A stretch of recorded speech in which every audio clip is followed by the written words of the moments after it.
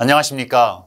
오늘은 교과 7과 주의 인자는 하늘에 이루고를 살펴보겠습니다. 제목에서 우리를 향하신 하나님의 사랑을 느낄 수 있습니다. 하나님은 온 우주의 왕이시며 하늘 높은 보좌에 계십니다. 그렇다고 그분이 우리 삶과 전혀 상관이 없으신 분이 아니시기에 죄가 들어온 이 세상을 구원하시려고 하나님이 인간이 되어 이 땅에 내려와 사시고 십자가에 달려 죽으시고 부활하셨습니다.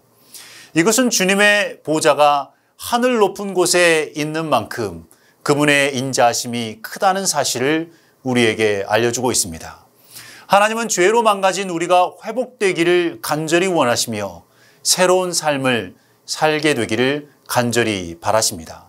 오늘 다 같이 주님이 어떻게 우리를 회복하시는지를 시편 51편을 통해 살펴보도록 하겠습니다.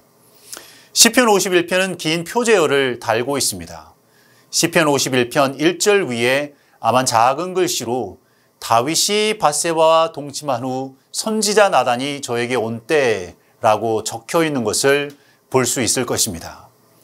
선지자 나단이 다윗의 죄를 견책하러 온 이후에 다윗이 이 시편을 기록한 것임을 알 수 있습니다. 그럼 이제 시편 51편 1절부터 보겠습니다. 하나님이여 주의 인자를 쫓아 나를 긍휼히 여기시며 주의 많은 자비를 쫓아 내 죄가를 도말하소서. 다른 시편도 그렇지만 시편 51편에는 대구법이 정말 많이 사용되었습니다. 이미 설명한 부분을 다른 표현으로 보강하여 설명하고 있습니다. 1절을 보면 비슷한 의미의 단어가 3번이나 사용되었습니다. 인자, 긍휼, 자비입니다. 그냥 자비가 아니라 또 많은 자비라고 말하고 있습니다. 왜 다윗은 인자, 긍휼, 자비를 언급하고 있습니까? 자신의 죄에 대해 용서를 받아야 하기 때문입니다. 그래서 더 정확하게 보자면 인자, 긍휼, 자비, 죄의 도말, 이 모든 것들이 비슷한 의미로도 볼 수 있습니다. 다윗은 자신의 기도를 듣는 분이신 주님의 성품을 이해했습니다. 주님은 인자하시고 많은 자비를 가지신 분이십니다. 자신이 아무리 큰 죄악을 범했다고 할지라도 긍휼히 여기시며 그 죄를 도말하실 수 있는 분이라는 점을 알고 있다는 말입니다. 다윗은 하나님의 긍휼하심이 죄의 도말로 드러난다고 믿었습니다. 도말하다의 원어는 그릇을 깨끗이 씻다라는 의미로도 사용되었습니다. 죄를 깨끗이 씻다의 의미는 2절에 더욱 분명해지고 있습니다. 죄와 관련하여 도말이라는 표현이 사용된 경우는 출애굽기에서 모세가 하나님께 드린 기도를 생각해 볼 수 있습니다. 출애굽기 32장에 보면 모세가 산에 간 사이에 이스라엘 백성은 금송아지를 섬기는 죄를 범하고 있었습니다. 출애굽기 32장 32절을 보면 모세는 그 범죄한 백성을 위해 이렇게 기도합니다. 그러나 합의하시면 이제 그들의 죄를 사하시옵소서. 그렇지 않사오면 원컨대 주의 기록하신 책에서 내 이름을 지워버려 주옵소서. 여기서 지워버리다에 해당하는 원어는 시편 51편 1절의 도말하다의 원어와 같습니다. 이것에 근거하여 생각해 본다면 다윗은 자신의 잘못된 행위에 대한 기록을 지워달라고 간절히 간구하고 있는 것입니다. 시편 51편 2절입니다. 나의 죄악을 맑게 씻기시며 나의 죄를 깨끗이 제하소서. 2절은 1절 후반부에 언급된 죄에 대해 계속 말하고 있습니다. 2절에서 씻기시며 깨끗이 제하소서. 이것에 해당하는 원어는 다르지만 두 표현 모두 깨끗이 씻다, 정결케 하다의 의미를 지니고 있습니다. 평행대꾸법을 통하여 죄로부터 정결함을 받고 싶은 다윗의 간절함을 드러내고 있습니다. 흥미롭게도 1절에 언급된 죄는 원어로 폐샤로서 하나님께 반역하는 죄악을 뜻합니다. 2절 전반부에 언급된 죄는 원어로 아본으로서 남에게 해악을 끼치는 사악한 행동을 가리키고 2절 후반부에 언급된 죄의 원어는 하타트로서 가장 일반적인 의미의 죄를 가리키며 하나님이 제시한 올바른 길에서 벗어나 곁길로 가는 것을 의미합니다. 이 세 종류의 죄악이 언급되고 있는 이유는 다윗은 자신의 죄가 그 모든 세 종류의 죄악을 포함하고 있음을 이해했기 때문일 것입니다. 그래서 1절에서는 죄를 도말해 달라고 기도했고 2절에서는 죄악을 깨끗이 씻어 자신을 정결케 해달라고 간구하고 있는 것입니다. 그런데 시편 51편을 계속 읽다 보면 1절과 2절에 나와 있는 죄에 대한 도말과 씻음에 대한 언급이 또 나옵니다. 2절과 마찬가지로 7절에 정결케 해달라는 내용이 나옵니다. 물론 차이점은 2절에는 죄악을 씻어달라고 했지만 7절에는 자신을 씻어달라고 말합니다. 그리고 9절에는 1절에 언급된 도말을 다시 언급하는데 모든 죄악을 도말해달라고 말하고 있습니다. 이렇게 여러 번 반복하는 이유는 그만큼 중요하기 때문일 것입니다. 다윗이 이렇게 간절하게 자신의 죄를 씻겨달라고 간구할 수 있었던 이유가 어디에 있을까요? 왕이 부족하다고 저렇게 간절하게 깨끗이 씻음을 받으려고 기도하는 것일까요? 시편 51편 3절입니다. 대저 나는 내 죄가를 아오니 내 죄가 항상 내 앞에 있나이다. 왕 다윗은 자신의 잘못을 알고 있습니다. 물론 이 안다는 말을 내가 인정한다 혹은 고백한다의 의미로까지 이해하는 것은 무리가 있지만 문맥상 그런 의미로 받아들여도 무방할 것 같습니다. 죄인이 취해야 할 첫 번째 단계는 자신의 죄를 인정하는 것입니다. 죄인은 자신이 무엇을 했는지 알아야 합니다. 많은 사람들은 자신이 무엇을 했는지 모르기에 지은 죄를 회개하지 않습니다. 다윗은 자신이 무엇을 했는지 알고 있었지만 선지자 나단의 질책 앞에서 왕이라는 권력으로 그 잘못을 덮으려고 하지 않았습니다.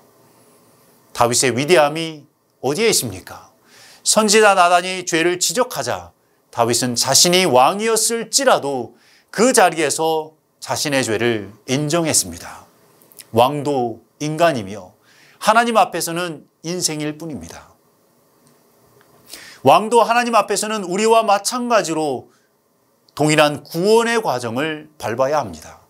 왕이라고 구원의 여행길에서 지름길이 있는 것은 아니라는 말입니다. 다윗이 사울과 근본적으로 다른 점은 바로 자신의 죄를 인정할 수 있었다는 것에 있습니다. 자신의 죄를 인정할 수 있는 것, 바로 그것이 그리스도인의 출발점입니다. 자신의 죄를 인정해야 그 죄에 대한 용서를 받고 치유를 받아 회복할 수 있기 때문입니다. 남들이 아무리 말해준다고 한들 자신이 죄를 인정하지 못한다면 어떻게 그 죄에 대한 치유가 이루어지겠습니까? 다윗은 자신이 지은 죄의 심각성을 제대로 인지했기에 정결함을 받으려고 그렇게 간절하게 기도하고 있는 것입니다. 시편 51편 3절에서 또 이렇게 말하고 있습니다. 내 죄가 항상 내 앞에 있다라고 말하고 있습니다. 죄가 가끔 생각나는 것이 아니라 계속 죄를 의식하고 있다는 말입니다. 자신이 지은 죄가 가져온 두려움과 부끄러움 그리고 죄책감으로 인하여 자신의 마음이 불안하다는 것을 이렇게 표현하고 있습니다. 여러분, 우리가 예수님을 알면 알수록 우리의 회개가 깊어진다는 말이 있습니다. 이미 용서받은 죄에 대해 다시 용서를 구하는 것이기보다는 우리 마음속에 있는 죄의 뿌리에 대해 더 깊은 혐오감을 느끼게 되고 예수님이 없이는 우리가 얼마나 이기적이고 죄된지를 깨닫게 되기 때문입니다. 죄가 우리 앞에 있기에 우리 역시 계속 주님을 우리 마음에 거하시도록 해야 한다는 것입니다. 그래야 우리는 주님 안에서 담대하면서도 동시에 겸손할 수 있을 것입니다. 시편 51편 4절은 죄의 고백과 관련하여 정말 중요한 부분을 말하고 있습니다. 내가 주께만 범죄하여 주의 목전에 악을 행하여 싸우니 주께서 말씀하실 때에 의로우시다 하고 판단하실 때에 순전하시다 하리이다. 내가 주께만 범죄하였다고 말하고 있습니다.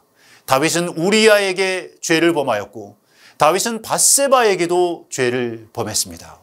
그런데 왜 다윗은 주께만 죄를 범했다고 고백하고 있습니까?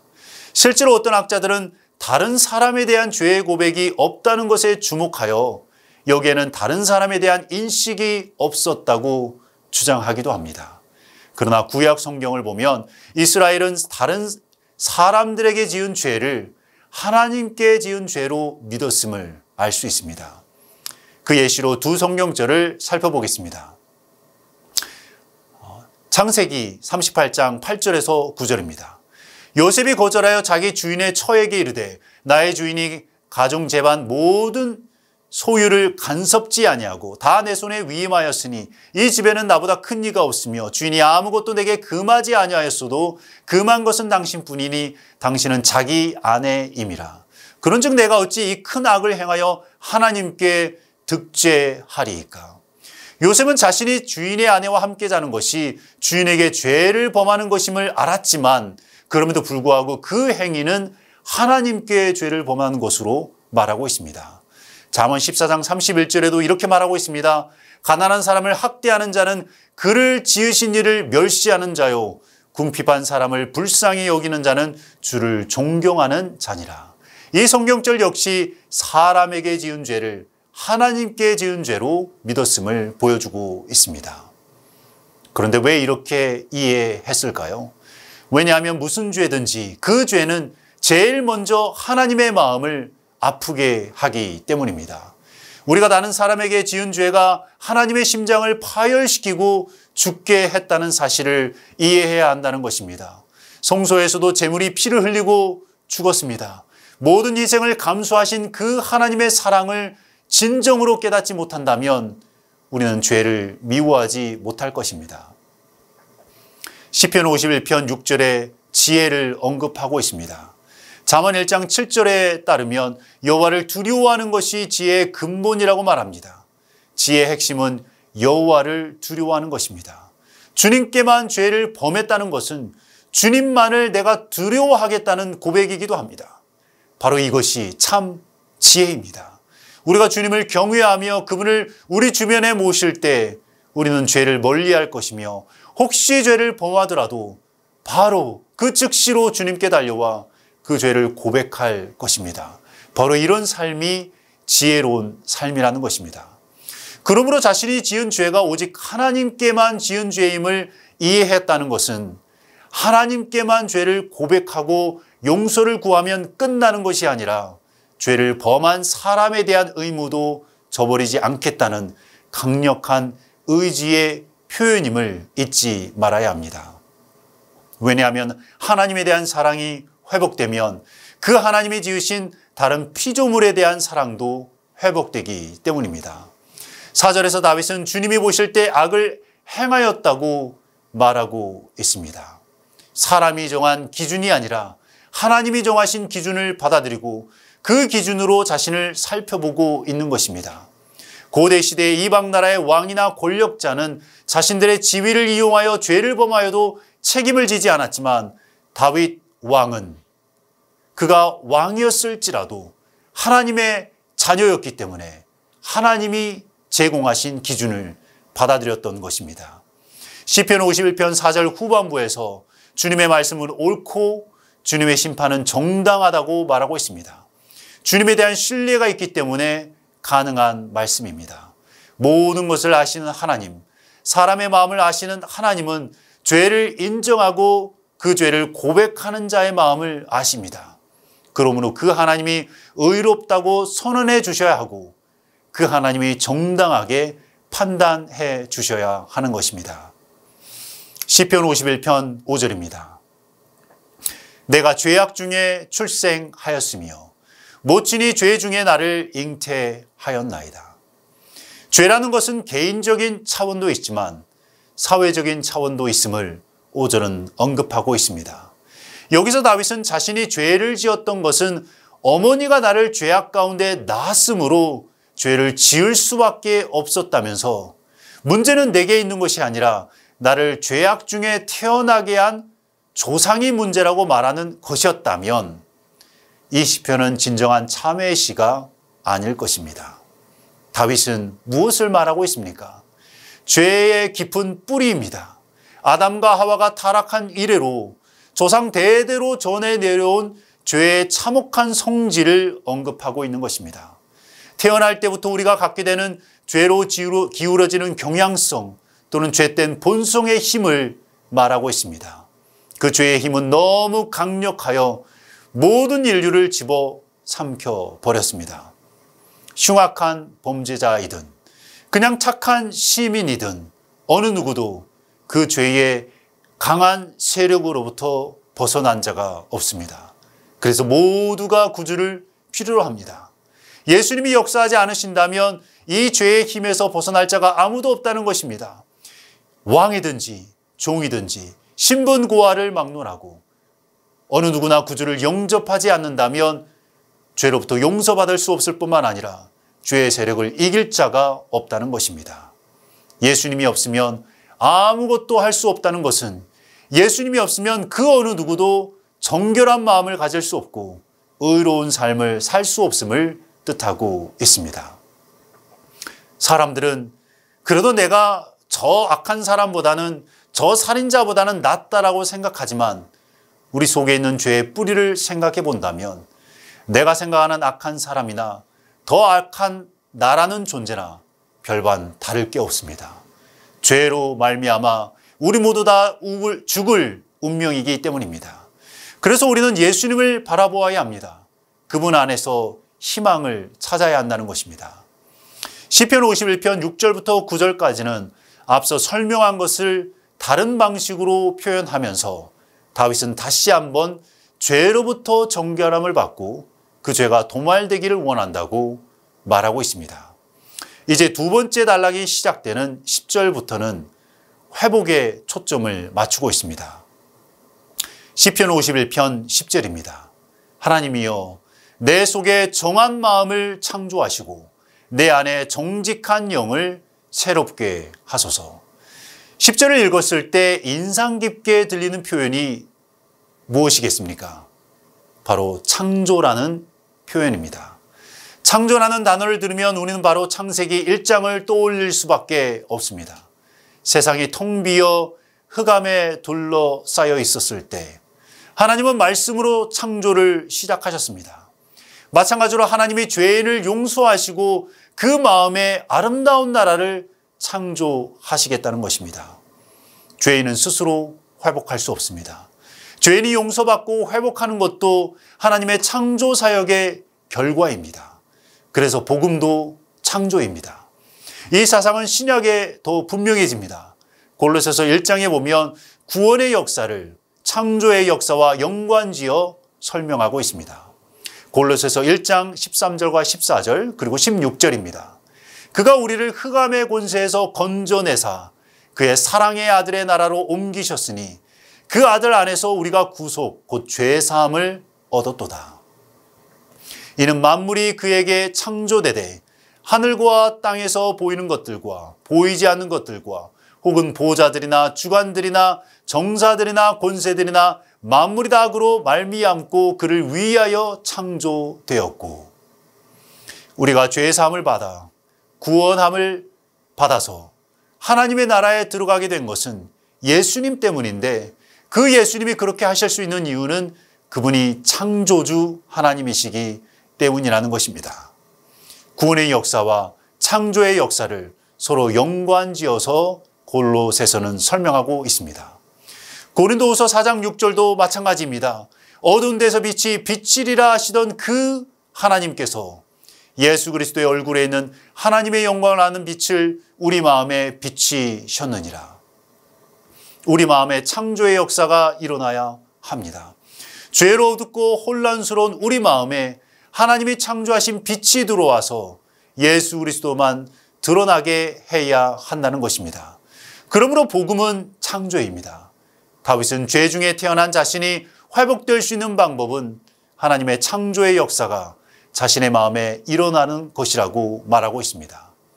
죄인이 창조 사역으로 말미암아 회복되는 데 있어서 결정적인 역할을 하시는 분이 성령이심을 시편 51편 10절에서 12절은 설명하고 있습니다. 10절 후반부에서 내 안에 정직한 영을 새롭게 하소서라고 말하고 있습니다. 정직한 영 혹은 견실한 영은 보통 다윗 자신 속에 있는 영이라고 생각하기 쉽습니다. 그러나 사용된 원어의 다양한 용례를 보면 내 안에는, 내 위로 해석하는 것이 더 적절합니다. 하나님의 영이 사람 위에 임하거나 부어지는 것은 구약에서 흔하게 보는 모습입니다. 그러므로 내 위에 임하게 될 견실한 영을, 정직한 영을 새롭게 하소서라는 말은 죄로 말미암아 내쫓긴 견실하고 믿음직하고 정직한 하나님의 영을 다시 회복해 달라는 기도인 것입니다. 이 영의 개념은 11절과 12절에도 언급됩니다. 시편 51편 11절입니다. 나를 주 앞에서 쫓아내지 마시며 주의 성신을 내게서 거두지 마소서. 주의 성령을 거두지 말라고 간청하고 있습니다. 영의 개념이 여기서 보다 분명해지고 있습니다. 주님의 거룩한 영입니다. 신약에서 쉽게 듣는 표현이지만 구약에는 거룩한 영이라는 표현은 아주 드물게 사용되는 표현입니다. 여기를 제외하고 이사야 63장 10절과 12절에 두 번 더 등장할 뿐입니다. 이사야서의 내용을 보면 이스라엘 백성들이 광야를 지나고 있을 때 거룩한 성령을 듣지 않고 순종하지 않으므로 그들에게 심판을 베푸는 분으로 설명하고 있습니다.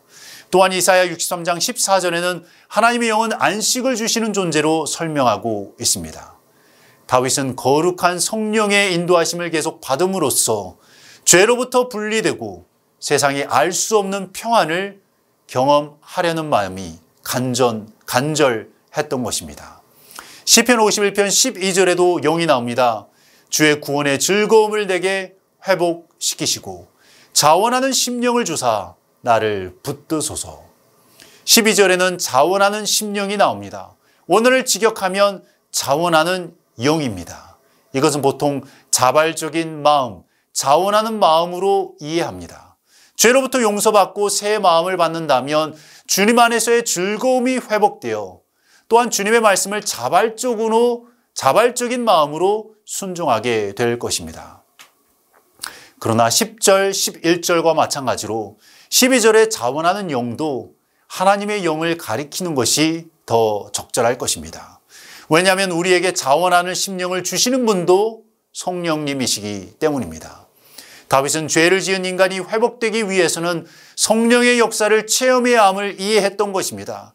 새로 태어나는 거듭남의 경험은 성령님의 역사입니다. 우리가 지은 죄를 깨닫는 것, 그 죄를 인정하는 것, 그 죄를 고백하는 것, 주의 사랑에 이끌려 죄에 대해 회개하는 것, 그리고 새롭게 태어나 새 삶을 사는 것, 그리고 그 거듭남의 삶을 살도록 붙들어 주시는 것, 이 모든 것은 성령님의 역사인 것입니다. 그렇습니다.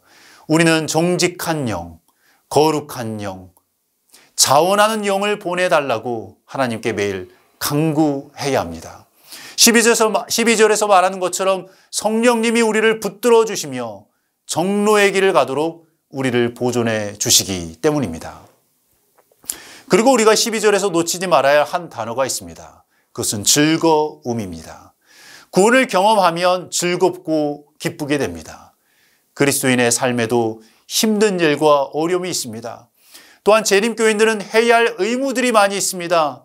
그러나 기억하십시오. 구원은 우리에게 즐겁고 기쁜 마음을 심어 놓습니다. 항상 기뻐하라라는 말씀은 다르게 바꾸어 말하면 구원을 계속 경험하라입니다. 주님 안에서 구원을 경험하고 있는 다윗은 이제 어떻게 반응하고 있습니까? 시편 51편 13절에서 15절까지 보겠습니다. 그러하면 내가 범죄자에게 주의 도를 가르치리니 죄인들이 주께 돌아오리이다. 하나님이여 나의 구원의 하나님이여 피 흘린 죄에서 나를 건지소서. 내 혀가 주의 의를 높이 노래하리이다. 주여 내 입술을 열어주소서. 내 입이 주를 찬송하여 전파하리이다. 다윗은 죄를 범한 사람들에게 주님의 도를 가르치면 주님 품으로 돌아올 자가 있음을 말하고 있습니다. 그리고 다윗은 주님의 이름을 높이 들며 주님을 찬양합니다. 왜 다윗이 주님을 찬양합니까? 문맥적으로 볼 때 죄를 범한 자신이 주님의 구원을 경험했으며 또한 자신이 전달한 기별을 들은 죄인들이 하나님께로 돌이켰기 때문에 하나님을 온 마음으로 찬양하고 있는 것입니다. 내가 주님의 용서하신 은혜를 경험해야 선교가 활성화됩니다. 내가 주님의 구원을 경험해야 다른 사람에게 복음을 전할 수 있는 것입니다. 이제 시편 51편 마지막 부분을 살펴보겠습니다. 시편 51편 16절에서 19절입니다. 주는 제사를 즐겨 아니하시니 그렇지 않으면 내가 드렸을 것이라. 주는 번제를 기뻐 아니하시나이다. 하나님의 구하시는 제사는 상한 심령이라. 하나님이여 상하고 통회하는 마음을 주께서 멸시치 아니하시리이다. 주의 은택으로 시온의 선을 행하시고 예루살렘 성을 쌓으소서. 그때에 주께서 의로운 제사와 번제와 온전한 번제를 기뻐하시리니 저희가 숫소로 주의 단에 드리리이다. 16절과 17절의 핵심이 무엇입니까? 이 두 구절을 잘못 이해하면 제사가 필요 없었다라고 결론을 내릴 수 있습니다. 하나님이 기뻐 받으시는 것은 번제의 제사가 아니라 우리의 상한 심령이라고 말했기 때문입니다. 겸손하게 자신의 죄를 뉘우치고 회개하는 바로 그 마음이 하나님이 기쁘게 받으시는 제사이자 번제라는 것입니다. 이런 구절들로 인해 어떤 사람들은 구약에서도 어떤 시기부터는 제사를 드릴 필요가 없어졌다고 말하면서 그것을 오늘날의 상황에 적용하여 진정 중요한 것은 회개하고 통회하는 마음이지 교회에 와서 예배 드릴 필요도 없고 교회 예식에 참여하지 않아도 된다고 주장하는 분들도 종종 보게 됩니다. 그러나 이것은 성경을 잘못 이해한 사례라고 볼 수 있습니다. 이 두 구절은 우리로 하여금 사울에게 일어났던 사건을 떠올리게 합니다. 하나님은 사울 왕에게 아말렉을 쳐서 그 어떤 것도 남기지 말고 모두 진멸하라고 했지만 사울 왕은 아말렉 왕을 사로잡고 가장 좋은 양과 소들을 남겨두었습니다. 사무엘이 와서 왜 하나님의 말씀에 순종하지 않았느냐고 묻자 사울 왕은 가장 좋은 것으로 하나님께 제사를 드리기 위해 남겨두었다고 답했습니다. 그때 사무엘은 이렇게 말했습니다. 사무엘상 15장 22절입니다. 사무엘이 가로되 여호와께서 번제와 다른 제사를 그 목소리 순종하는 것을 좋아하심같이 좋아하시겠나이까. 순종이 제사보다 낫고 듣는 것이 수양의 기름보다 나으니. 하나님의 말씀을 듣지도 않으면서 제사를 드리는 것은 아무 소용이 없다는 것입니다. 하나님의 말씀에 순종하지 않으면서 번제를 드리는 것은 하나님을 기쁘게 할 수 없다는 것입니다. 제사제도 자체에 문제가 있다기보다는 사람의 마음에 문제가 있다는 것을 지적하는 것입니다. 그 제사제도 자체는 우리로 하여금 앞으로 우리 죄를 짊어져 고난당하실 예수님을 가리켰습니다. 번제는 모든 것을 희생하신 예수님을 가리키면서 우리의 온 마음을 주님께 드릴 것을 호소하는 제사였습니다. 제가 아내의 마음을 상하게 하는 말과 행동을 하면서도 아내가 좋아하는 선물을 사온다고 한들 아내가 좋아하겠습니까? 아이들의 마음을 상하게 하는 행동을 골라서 하면서 아이들이 좋아하는 선물을 준다고 한들 아이들이 기뻐하겠습니까? 우리 모두 이렇게 기도해야 하지 않을까요? 주님, 저의 죄를 주님께 드립니다. 제겐 선하고 정한 마음이 없습니다. 죄로 타락하였기에 제 스스로의 힘으로 새로운 마음을 가질 수 없으니 정한 마음을 창조해 주십시오. 겸손하고 통회하는 마음으로 주님 앞에 나오라는 것입니다. 바로 이런 자에게 하나님은 은혜를 베푸신다고 18절은 설명하고 있습니다. 겸손하게 죄를 뉘우치고 회개하는 마음으로 주님 앞에 나올 때 바로 그때 주님께 드리는 제사와 번제를 주님께서 기쁘게 받으시겠다고 19절은 말하고 있습니다. 그러므로 우리의 마음도 중요하고 예배와 예식도 중요하단 말입니다. 그 둘은 따로 갈 수 없고 같이 가는 것입니다. 마음이 하나님과 연결되어 있는데 하나님이 명하신 예배와 예식을 소홀하게 여길 수 없는 것입니다. 성도 여러분, 하나님은 인자하십니다. 그분의 인자하심이 너무 커서 하늘에까지 이릅니다. 그러니 죄를 범했거나 잘못을 했다면 지체 말고 주님께 달려가야 합니다. 그분의 보혈의 피로 씻김을 받고 새 마음을 받아야겠습니다. 그리고 주님 안에서 경험한 구원의 기쁨을 주변에 나누면서 하나님께 영광을 돌리게 되는 우리 모두가 되기를 바라며 말씀을 마치겠습니다.